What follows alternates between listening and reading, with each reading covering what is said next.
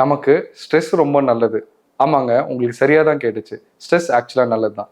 Flight R fried hormone அப்படின்னு சொல்லக்கூடிய cortisol வந்து செக்ரேட் ஆகும் இந்த ஸ்ட்ரெஸ் ஆகிறப்போ. இந்த கார்டிசால் நமக்கு ஒரு எனர்ஜி கொடுக்கறதுல இருந்து, மெட்டபாலிசம் சரியா பார்க்கறதுல இருந்து, ஒரு ப்ராப்ளம் சால்வ் பண்றதுக்கு ஆக்டிவா இருக்க வைக்கிறதுக்கும் இது ஹெல்ப் பண்ணும். சொல்லப்போனா சம்டைம்ஸ் நம்ம பிளட் ப்ரெஷரை கூட இது கண்ட்ரோல் பண்ணும்.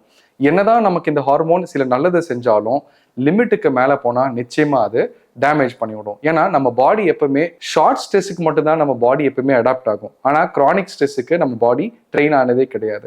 அப்போ இந்த கிரானிக் ஸ்ட்ரெஸ்ஸை மேனேஜ் பண்றதுக்கு ஒரு 3 முக்கியமான யோகிக் டெக்னிக்ஸ் இன்னைக்கு பார்க்கலாம். ஃபர்ஸ்ட் நாடி சுத்தி பிராணாயாமம். ஸோ இந்த பிராணாயாமால உங்களுடைய லெஃப்ட் நாஸ்ட்ரில் வழியா பிரீத் பண்ண போறீங்க. அப்புறம் ரைட்ல மூச்சை வெளியே விட போறோம். மறுபடியும் ரைட்லயே மூச்சை இழுத்து லெஃப்ட்ல விட போறோம். இந்த மாதிரி ஒரு 20 ரவுண்ட்ஸ் நீங்க பண்ணலாம். அடுத்த பிராணாயாமம் பிராமரி பிராணாயாமம். இந்த பிராமரி பிராணாயாமம்ல உங்க ஆள்காட்டி விரலை நல்லா நீட்டிட்டு காதை நல்லா அடைச்சு மூச்சு இழுத்து வெளியே விடுறப்போ அப்படிங்கிற அந்த ஹம்மிங் சவுண்ட் அப்படின்னு சொல்லுவோம். அந்த சவுண்டை நீங்க பண்ணலாம். இதையும் நீங்க ஒரு 20 டைம்ஸ் பண்ணலாம். இது போக ரிலாக்ஸேஷன் டெக்னிக், யோகிக் ரிலாக்ஸேஷன் டெக்னிக்னே இருக்கு.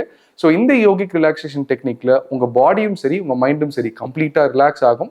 இந்த ஸ்ட்ரெஸ் ரெஸ்பான்ஸ்னால ஏற்படக்கூடிய டேமேஜையும் உங்களால தவிர்த்துக்க முடியும். அதே நேரத்துல உங்க மைண்ட் நல்லா உங்க கண்ட்ரோல்ல வச்சுக்க முடியும். ஸோ இனிமே ஸ்ட்ரெஸ் ஆகிறதுக்கு நீங்க பயப்பட தேவையில்லை. ஏன்னா உங்க மைண்ட் உங்க கண்ட்ரோல்ல இருக்க போகுது.